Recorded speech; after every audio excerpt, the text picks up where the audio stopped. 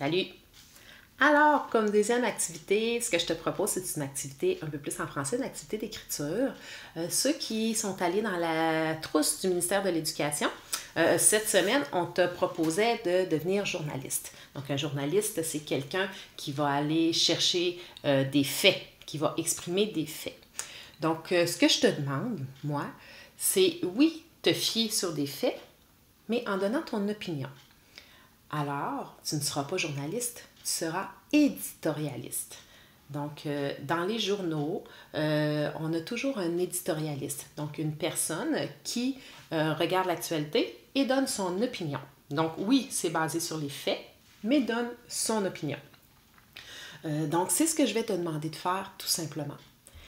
C'est un texte qu'on appelle argumentatif, donc tu dois donner des arguments. Monsieur Eric te l'a fait un peu travailler dans la lettre un peu plus tôt dans les capsules des dernières semaines où on te disait, oui, un sujet amené, un sujet posé, puis tout ça.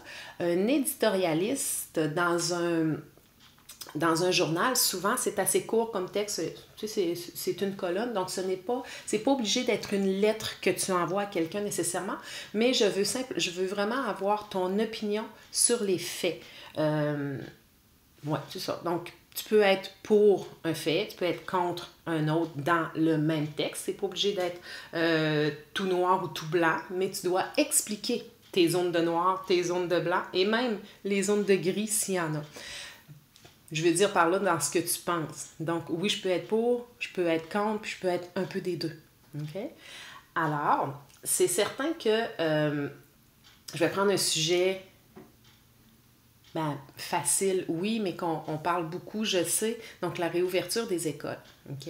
Tu peux être pour, tu peux être contre pour différentes raisons. Tu peux revenir à l'école puis quand même être contre. Tu peux être un peu des deux, mélanger un peu dans les deux.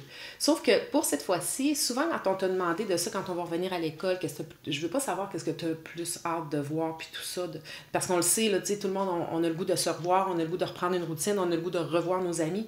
Mais moi, c'est pas ça que je veux que tu m'exprimes. Je veux vraiment que tu m'exprimes qu'est-ce que tu en penses. Est-ce que tu trouves que c'est une bonne chose? Est-ce que tu trouves que c'est une mauvaise chose? Est-ce que tu trouves que c'est fait un peu trop vite? Pour quelles raisons? Donc, prends le temps d'aller t'informer là-dessus. Tu en as déjà entendu parler beaucoup. Tu peux questionner tes parents, tes grands frères, tes grandes sœurs. Donc, je veux vraiment que tu me donnes tes opinions par rapport à la réouverture des écoles. Je veux entendre ton opinion à toi. OK? Puis tu peux pas juste me dire, oui, je suis pour la réouverture des écoles parce que je m'ennuie à la maison. Pas suffisant. Okay? Donc, tu dois mettre plus de contenu. Okay? Donc, qu'est-ce qui fait que tu t'ennuies à la maison?